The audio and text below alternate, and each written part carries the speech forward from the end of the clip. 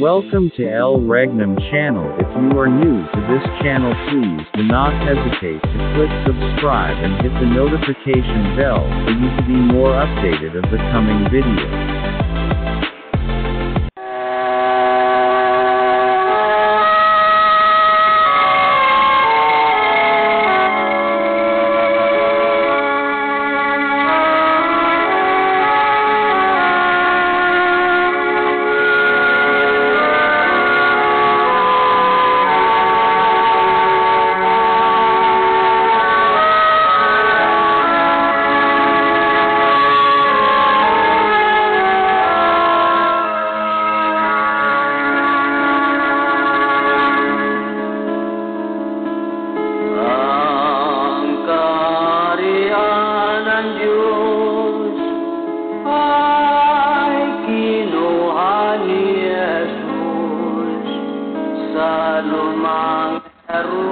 Jerusalem, sa bayang muda Israel,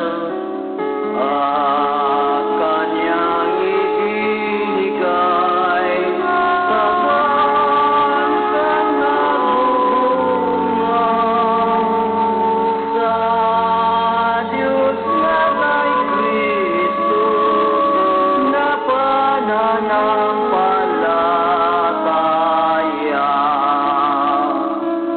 Ang kaharian ng Diyos ikinukli ni Jesus.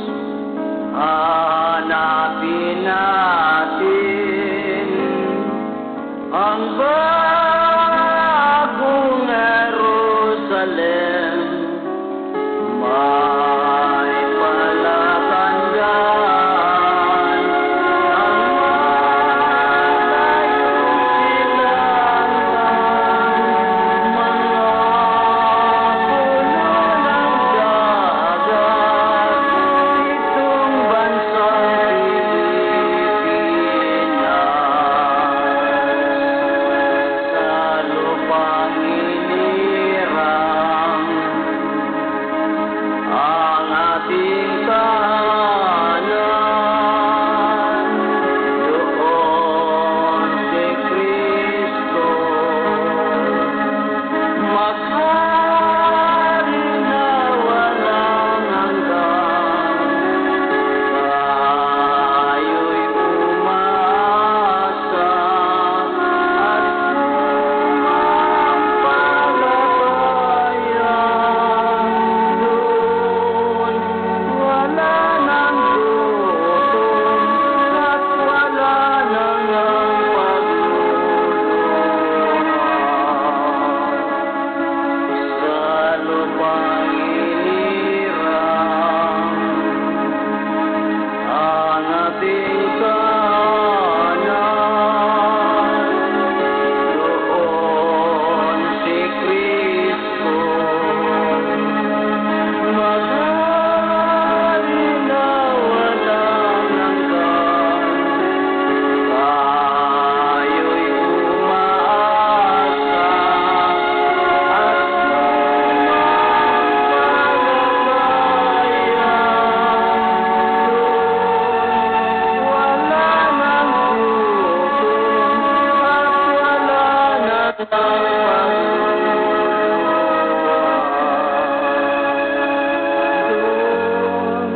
Doon wala nang gutom at wala nang pagluluha. Doon wala nang gutom at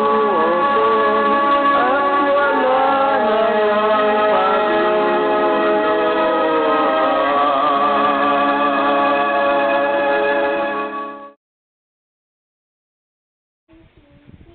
Okay, ngayon mga kapatid, ganap na ang 2,000 taon na sukat ng panahon sa pagbabalik ni Kristo sa sanglibutan. At tayo'y nakapasok na sa 1,000 taon na si Kristo ay maghahari kasama ng kanyang mga bayan. Para masubaybayan natin ang buong katotohanan, nabuo ang programa ng The Kingdom of God sa palatuntunang Consumatum Est, na ang ibig sabihin ay natapos na ang lahat. Sabihin ko sa inyo na consumatum est, sapagkat natapos na ang mga gawain ng Diyos sa pagkatapos ng 2,000 taon ni Kristo, na ito rin ay pagkatapos ng 6,000 taon mula nang nagkasala si Adam. Sa ika-6,000 taon ay natapos ng Diyos ang kanyang gawang ginawa, at sa ika-7,000 taon siya ay nagpahinga. Gayon din sa pangalawang sanglinggo ay natapos na ang ika-6,000 taon, at tayo'y narito na sa ika-7,000 taon na kapahingahan ng Diyos. Dahil dito, kinakailangan sa mga tao ang paghahanda para mabago ang sarili, nang sa gayoy hindi na may balik ang nangyari ni Adam, na habang nagpahinga ang Diyos, si Adam ay nagkasala noong unang panahon. Ngayon ay naitatag na ang kaharian ng Diyos na handang papasukan ng mga taong nakasumpong ng katuwiran ng Diyos. So, mapagpalang oras sa ating lahat, Luzon, Visayas at Mindanao. So, narito muli po ako para patunayan po sa inyo yung mga bagay na linihim ng Diyos sa mga daang taon, ang tungkol sa kaharian ng Diyos. So, bago po ako magpatuloy, ay nais ko munang magbigay pugay sa amin pong mahal na dakilang guro, Supreme Founder of the Kingdom of God, His Majesty, Supreme King Philemon Ondok Reyam Bonanza, at sa amin pong 5 spiritual mothers, 12 tribes, 12 apostoles, na kinabibilangan po ng aming regional director dito po sa region. Walang iba po, ang amin pong Haring Edgar Palor Ligoto. At kasama po ang kanyang reyna, walang iba po, Reyna Rospadillo Ligoto. So, mapagpalang oras, hari at reyna. At sa lahat ng mga propeta or mga 70 prophets, mga municipal, barangay down to Purok, dito po sa buong Pilipinas, Luzon, Visayas at Mindanao, sa loob po ng kaharian ng Diyos. At ganun din po, na ako'y lubos na nagpapasalamat at nagbibigay pugay sa amin pong mahal na Pangulo. Walang iba po, ang amin pong mahal na prinsipe, Rafi Y.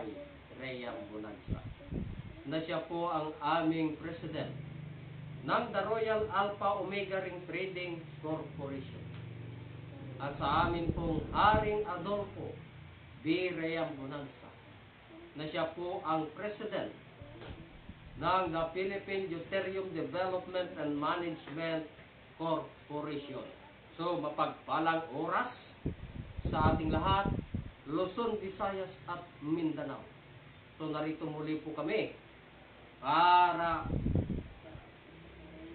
magbahagi muli para po sa inyo, sa lahat ng mga sumusubaybay o nakikinig sa programa ng The Kingdom of God, sa palatuntunang konsumatum, sa pamamagitan po ng aming mahal na dakilang guro, mahal na Haring Philemon Ondok Reyam Bonanza, na sana po sa lahat ng mga sumusubaybay o nakikinig sa amin pong programa dito po sa loob ng kaharian ng Diyos ay wala po kayong sawa. Para po ito sa ating lahat.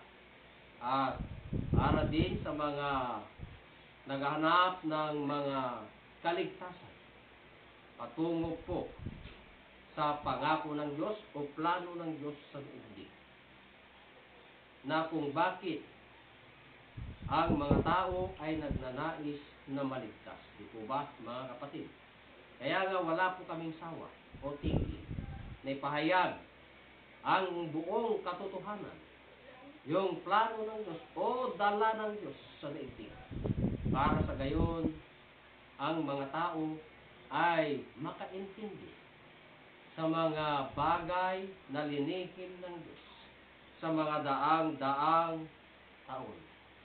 Sapagkat ang kaharian ng Diyos, ito yung plano sa daigdig, na kung saan ito yung plano ng Diyos na itayo dito sa bansa nating Pilipinas.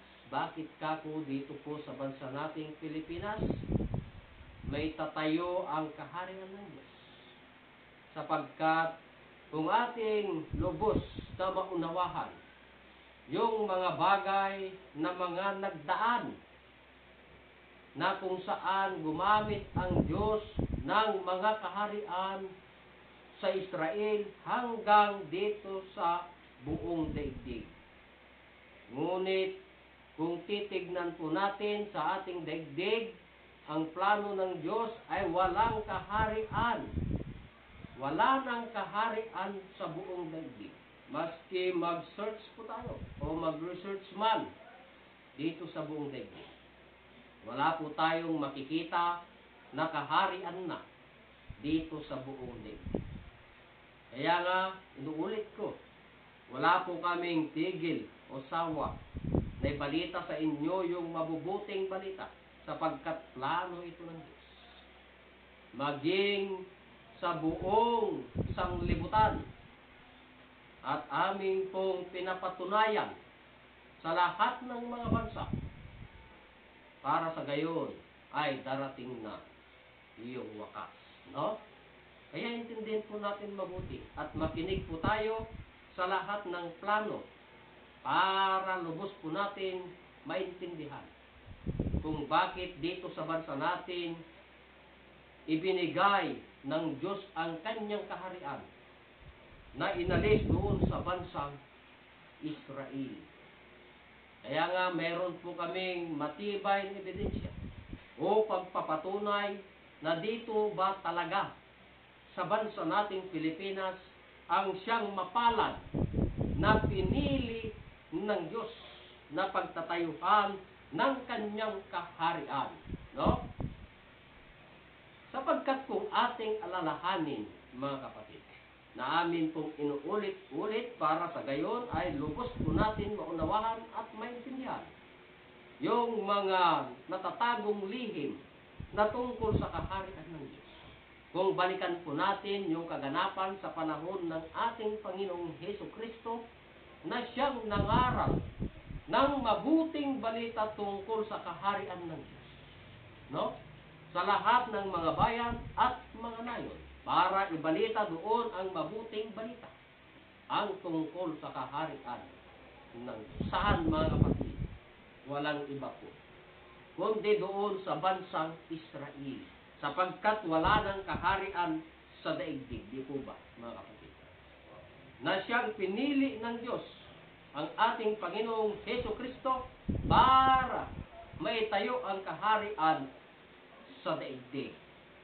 Ngunit, mga kapatid, noong nangaral ang ating Panginoong Hesukristo doon sa bansang Israel, ang tanong ko po, mga kapatid, tinanggap po ba siya, mga kapatid, na maitayo ang kaharian doon sa bansang Israel sapagkat plano man ito ng Diyos? Kung ating titignan, mga kapatid, kung natupad sana yung plano ng Diyos doon sa bansang Israel, di sana ngayon, hanggang ngayon, ang kaharian sana sa daigdig ay ang bansang Israel, sapagkat ang plano ng Diyos ayon sa Daniel 2:44 na ang Diyos ay magtatayo ng isang kaharian na kailanman ay hindi na magigiba. Kung natupad sana, mga kapatid, kapo sa bansang Israel, di sana ngayon ang bansang Israel ay kaharian na sana sa buong daigdig. Subalit, hindi tinanggap ang kaharian doon sa bansang Israel. Kaya kung titignan po natin ngayon, mga kapatid, no?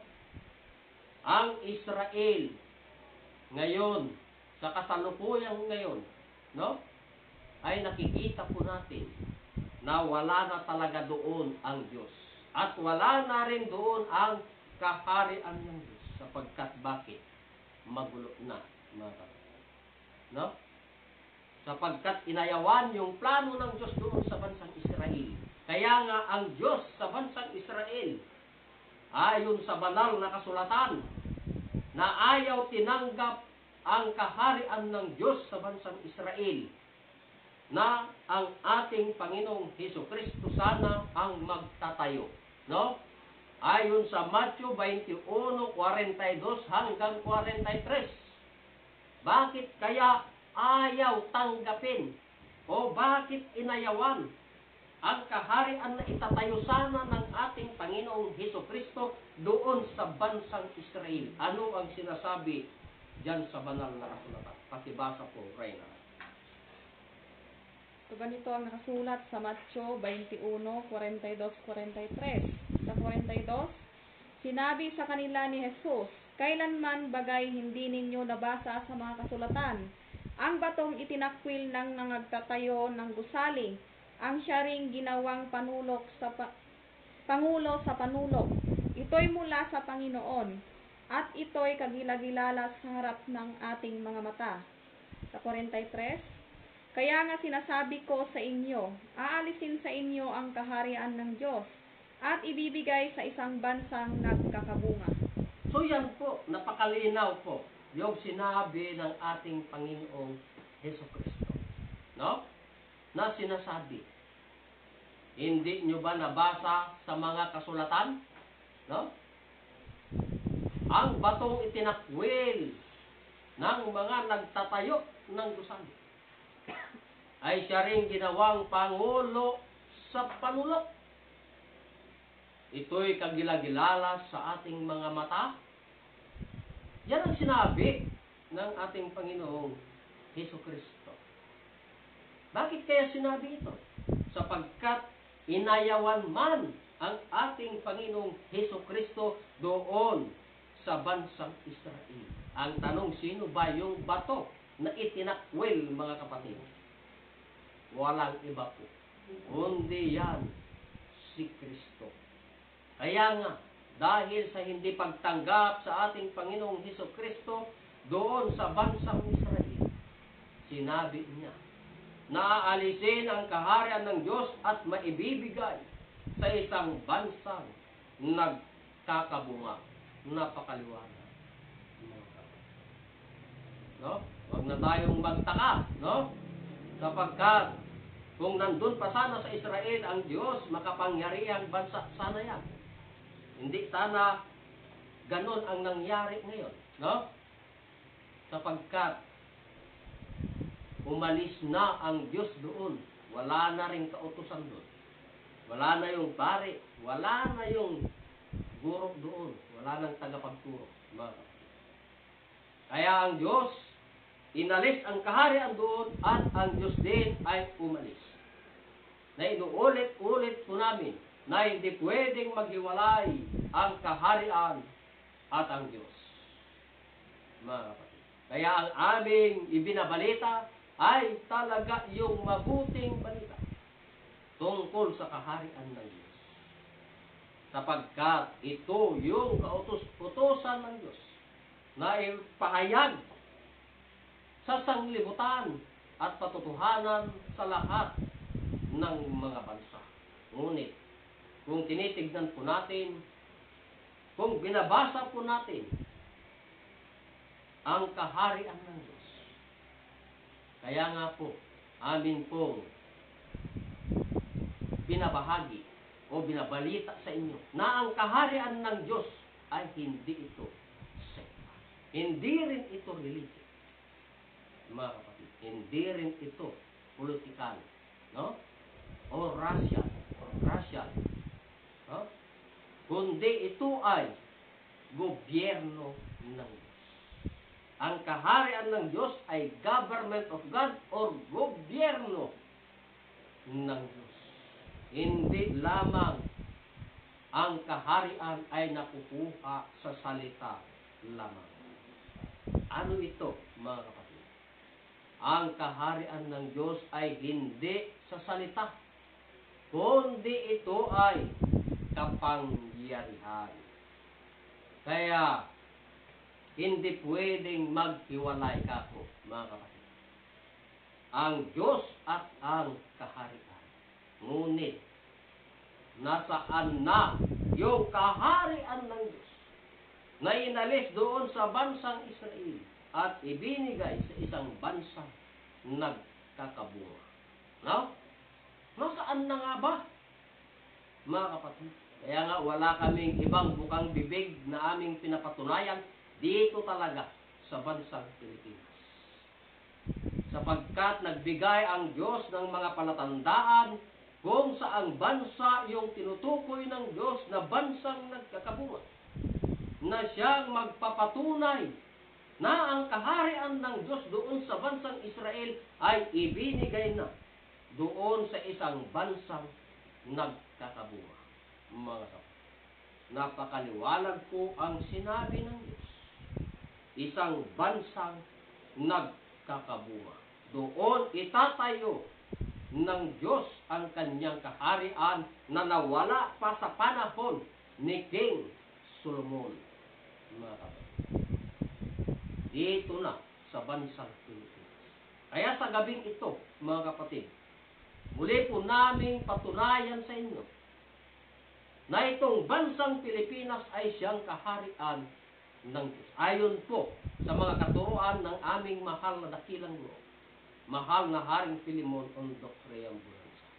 Para maunawahan po natin, nagamit muli po ako ng blackboard para maintindihan po natin kung ano yung mga pagpapatunay o palatandaan na itong bansang Pilipinas nga ang tinutukoy ng Diyos sa banal na kasulatan na pinaglipatan ng kanyang kaharian sapagkat ang kaharian ng Diyos ay inalis sa bansang Israel at ibinigay sa isang bansang nagkakabunga. Ngayon mga kapatid, patutunayan ko po sa inyo, ayon po sa aming mahal na dakilang guro, mahal na Haring Filemon Ondok Triambulanza, na ang bansang Pilipinas ay siyang kaharian ng Diyos. So gagamit po tayo ngayon ng blackboard para mas sigit po natin maunawahan at maintindihan yung mga nakatagong lihim sa banal na kasulatan. Para sa gayon ay hindi na tayo nagdadalawang isip na ang kaharian ng Diyos ay nandun pa sa taas o kaya ay nasa loob ng puso, kundi nandito na sa bansa nating Pilipinas. Ngayon, patutunayan ko sa inyo, ayon po sa banal na kasulatan, na inuulit ko, gagamit po tayo ng blackboard.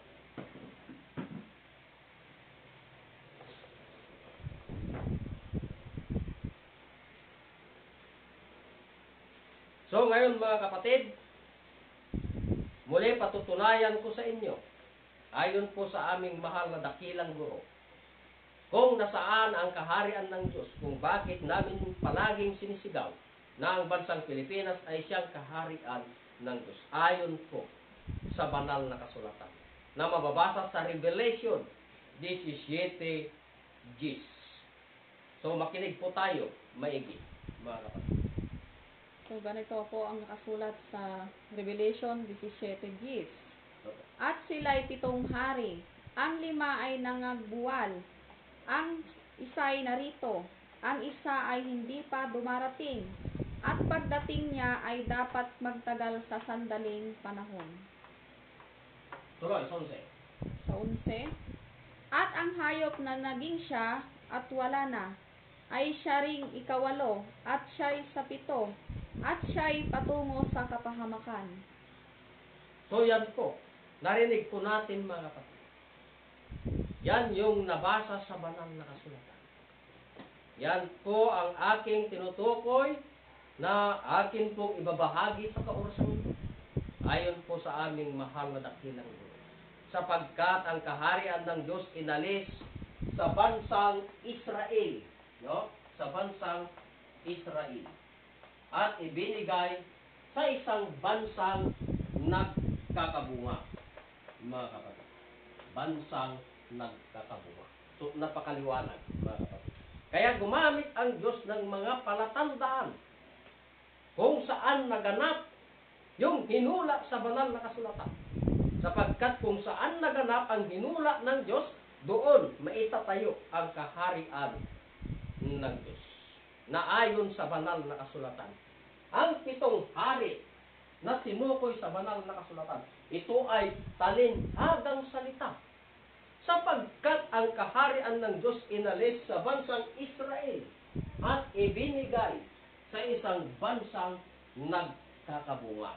Intindihin po natin maigi, mga kapatid, na ang 7 hari ay ginamit ng Diyos na talinhagang salita na siyang magtuturo o magpapatunay na itong bansa natin ay siyang kaharian ng Diyos. No? So ayon sa talinhaga ng Diyos na 7 hari, ang tanong ko po, mga kapatid, so sino-sino yung 7 hari na tinutukoy sa banal na kasulatan na ang 5 sa kanila ay patay na o wala na? No? Nuulit ko, yan ay talinhagang salita sa banal na kasulatan. Sapagkat ang kaharian ng Diyos inalis sa bansang Israel at ibinigay sa isang bansang nagkakabunga. No? So sino-sino yung 7 hari na tinukoy sa banal na kasulatan? So walang iba, mga kapatid, kundi ang una ay si Manuel Quezon.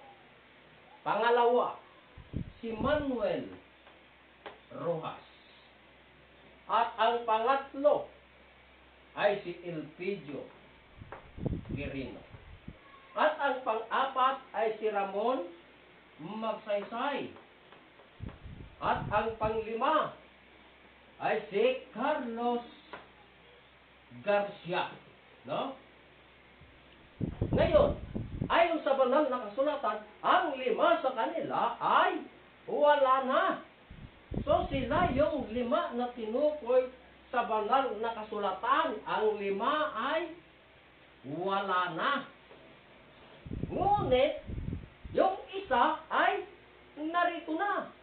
Mga kapatid, napakaliwanag po sa banal na kasulatan. Sapagkat ang kaharian inalis sa bansang Israel at ibinigay sa isang bansang nagkakabunga. At ang isa ay narito na, walang iba, kundi si Diosdado Macapagal. So, yung pang-7 ay hindi pa dumarating. So, yung isa ay narito na. So, sila pala yung mga pangulo. Saan? Dito sa bansa nating Pilipinas. Napakaliwanag, mga kapatid, na ang 5 ay wala na at ang isa ay narito na. Sino? Si Diosdado Macapagal. So, sa panahon ng ating Pangulong Diosdado Macapagal, siya ang president ng CONCON Delegate. No? President ng CONCON Delegate. At presidente pa dito sa bansa nating Pilipinas. No? Yan. Presidente pa dito sa bansa nating Pilipinas. Sino? Yung narito na walang iba kundi si Diosdado Macapagal. Yung narito na. Ngayon, alam natin na si Diosdado Macapagal ay matatapos sa kanyang termino. No? Kaya yung wala pa ay narito na. O dumating na, mga kapatid. Sino yung pang-7? Walang iba kundi si President Ferdinand Marcos. Siya yung pang-7, mga kapatid. Sapagkat ang kaharian ng Diyos inalis sa bansang Israel at ibinigay sa isang bansang nagkakabunga. Kaya yung pang-7 na dumating na ay siya si President Ferdinand Marcos, na siyang nagpatuloy sa batas ni Diosdado Macapagal na CONCON Delegate. No? Yung pangpito, si Ferdinand Marcos na siyang president ng bansa nating Pilipinas.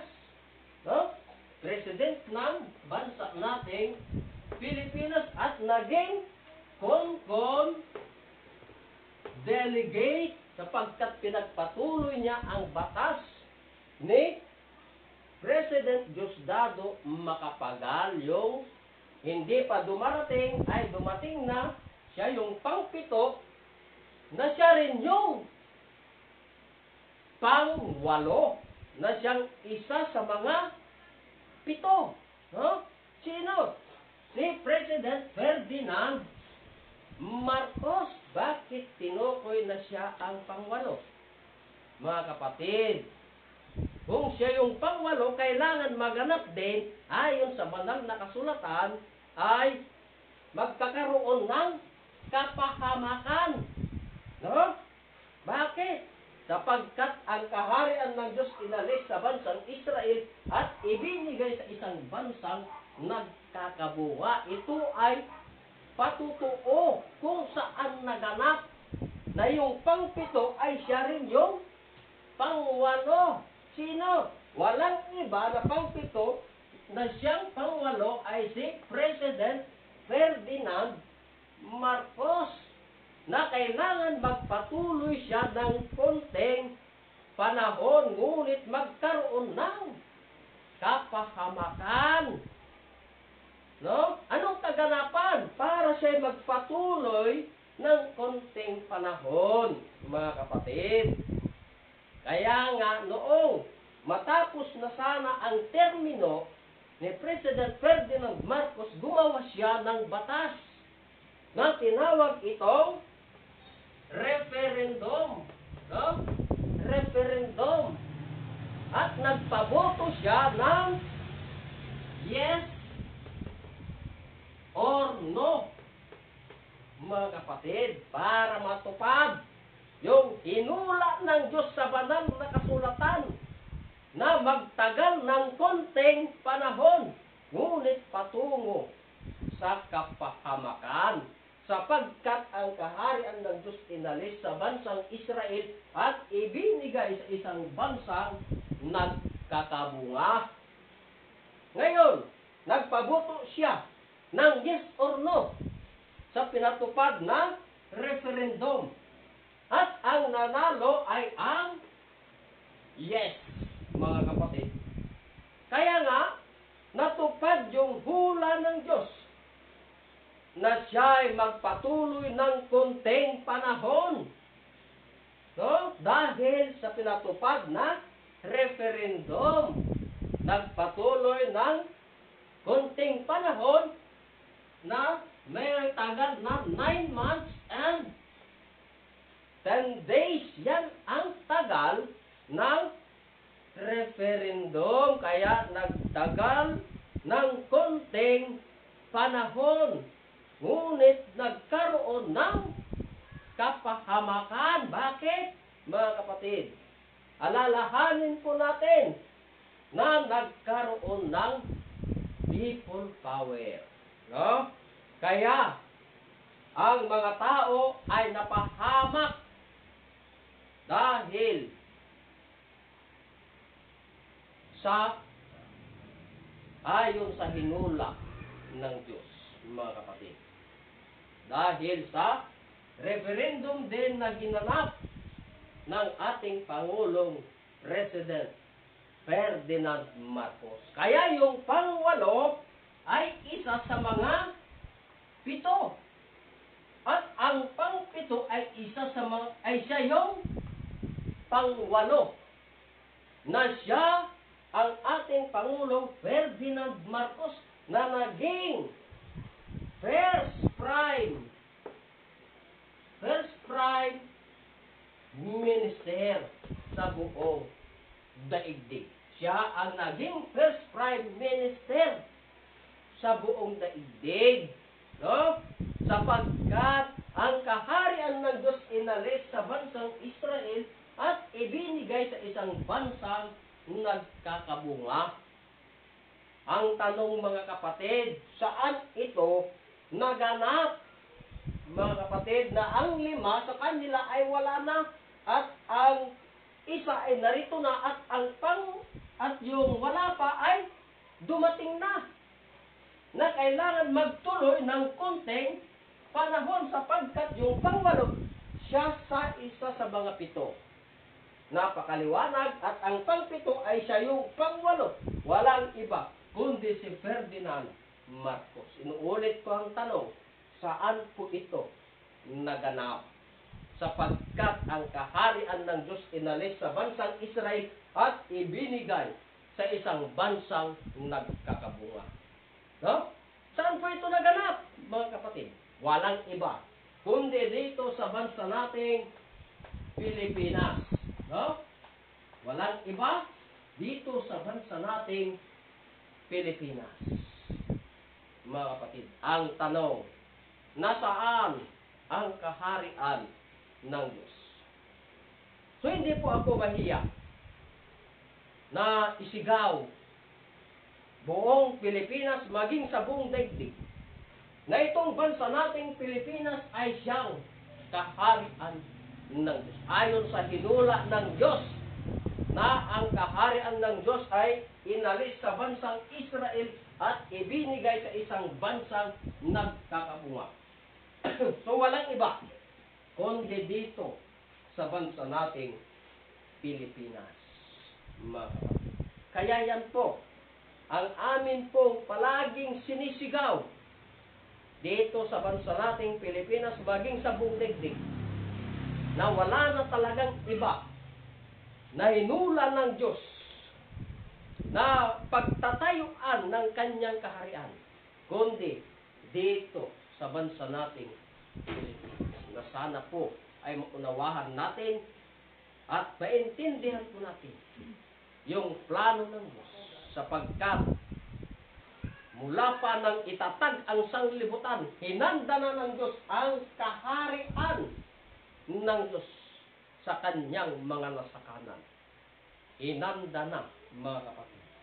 Kaya mapalad yung makaunawa at makaintindi sa mga kaganapan na siyang nagpapatunay na dito talaga sa bansa nating Pilipinas ang siyang kaharian ng Diyos.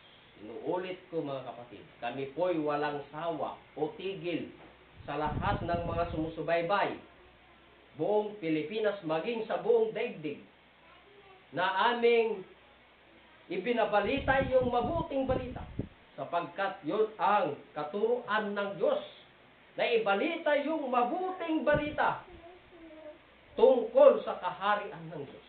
Hindi lang sa Pilipinas, maging sa sanglibutan at patutuhanan po namin sa lahat ng mga bansa. Ito po yung aming mga ebidensya na siyang magtuturo o magpapatunay na dito talaga sa bansa nating Pilipinas ang siyang kaharian ng Diyos. Na wala doon sa taas, wala din sa puso, kundi bansa ang tinukoy ng Diyos. Kaya, mga kapatid, ito po yung aking binahagi sa kaorasang ito, yung mga bagay o nakatagong lihim sa banal na kasulatan na walang nakaintindi, maliban lang po sa aming mahal na dakilang guro na siyang nagbigay ng buong katotohanan sa programa ng The Kingdom of God sa palatuntunan consummatum est, sapagkat ang Diyos ay tinapos na ang lahat. Maraming programa ng Diyos. Marami ang tinapos ng Diyos. Kaya nga gumamit ang Diyos ng 89 human flesh na pinasukan ng banal na Espiritu Santo ng Diyos mula kay Adam to the last Adam ay tinapos na ng Diyos, mga kapatid. Kaya sa susunod, mga kapatid, yan po ang ating tatalakayin. Yung mga bagay na pinasukan ng Espiritu Santo ng Diyos na may laman at may katawan. Na hindi lang bukang bibig po natin ay ang ating Panginoong Hesus Kristo. sapagkat kung ako, mga kapatid, ay magtanong kung sino nga ba ang nauna, ang ating Panginoong Hesus ba or si Adam, mga kapatid, sapagkat ang Diyos ay isa palang espiritu noon, no, na gumalaw sa ibabaw ng tubig, mga kapatid. At ang unang nilalang ng Diyos ay si Adam. Dito, una na pinasukan ng banal na Espiritu Santo ng Diyos si Adam, the anointed one. Kaya nga, ang programa ng Diyos, inuulit ko mga kapatid, ayon sa banal na kasulatan, sa 1 Corinto 15:45, Adam to the last Adam, mga kapatid. Kaya nga, tinapos na ng lahat ng Diyos. Kaya tinawag na consumatum est. Napakaliwanag po mga kapatid. No? Adam to the last Adam. 89 human flesh o katao yung ginamit ng Diyos. Kung tinapos na lahat ng Diyos, mga kapatid, na tinawag na consumatum est, ay kailangan ay babaguhin naman ang lahat, sapagkat may hinula ang Diyos. Lahat ng bagay ay babaguhin sa pagdating ng tamang paggugobyerno ng Diyos dito sa kaharian ng Diyos. Inuulit ko, ang kaharian ng Diyos ay divino gobyerno or divine government, mga kapatid. Kaya, sa gabing ito, ako'y nagpapasalamat sa ating lahat ng nagsubaybay sa plano ng Diyos o programa ng aming mahal na dakilang guro dito sa bansa nating Pilipinas, ang amin pong mahal na Haring Filemon Ondo Triambulanza, na siyang nagbibigay ng mga bagay, yung mga katotohanan tungkol sa kaharian ng Diyos. Kaya sana, kayong aming taga-subaybay o tagapakinig sa programa ng The Kingdom of God, inuulit ko, na sana po, ay huwag po tayong magsawa sapagkat maraming naghahanap ng kaharian ng Diyos. Ngunit ngayon, amin na pong binabalita sa buong Pilipinas, baging sa buong daigdig, na dito na talaga sa bansa nating Pilipinas ang siyang kaharian ng Diyos. Kaya maraming salamat mga kapatid na nakikinig ngayon. So bago po ako magtatapos, ay nais ko munang magpasalamat sa amin pong mahal na dakilang guro na siyang nagbigay ng kaalaman tungkol sa kaharian ng Diyos. Walang iba po, ang aming divine mentor, Supreme Founder of the Kingdom of God, His Majesty, Supreme King Filemon Ondo Triambulanza. Ako'y nagpapasalamat sa aming mahal na hari, mga kapatid. At ganun din po, na ako'y lubos na nagpapasalamat pa rin sa amin pong mahal na Pangulo, ang amin pong mahal na Prinsipe Rocky Y. Triambulanza, na siya po ang aming President ng The Royal Alpha Omega Ring Trading Corporation. Siya po ang President ng The Kingdom, na siyang pinagbigyan ng Ama, mga kapatid, para ang plano ng Diyos ay magpatuloy hanggang sa mga darating pang mga panahon, sapagkat ang plano ng Diyos, kaharian sa buong daigdig, at ang kaharian ay hindi na magigiba magpakailanman. At sa lahat ng kinatawan ng aming mahal na Haring Filemon Ondo Triambulanza, sa buong puwersa ng The Kingdom of God, no?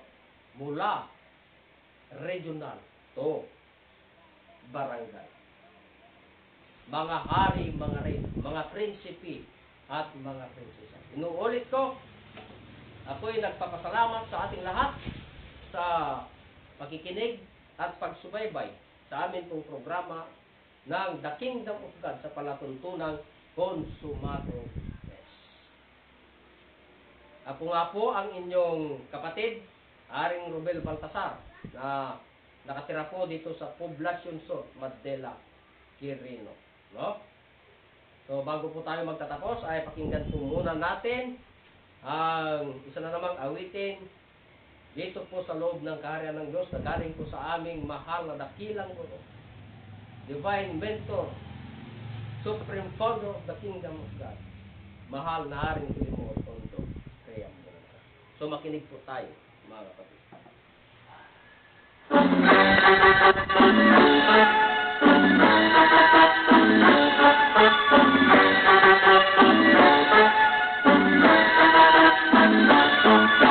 Upang makakita sa kaharian ng Diyos, ipanganak muli ng tubig at ng Espiritu. Kung di natin sundin ang payo ni Jesus, hindi makapasok sa kaharian ng Diyos. Ang katotohanan, kalayaan ng tao, ito'y nagbibigay ng sagana at habang buhay. Magsisamba tayo sa Diyos Espiritu, ang kaharian niya ay mamanahin natin.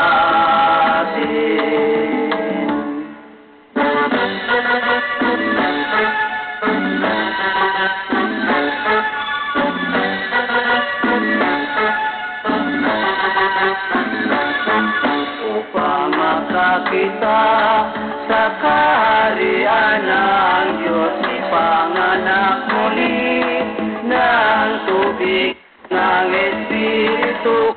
Di natin sundin ang payo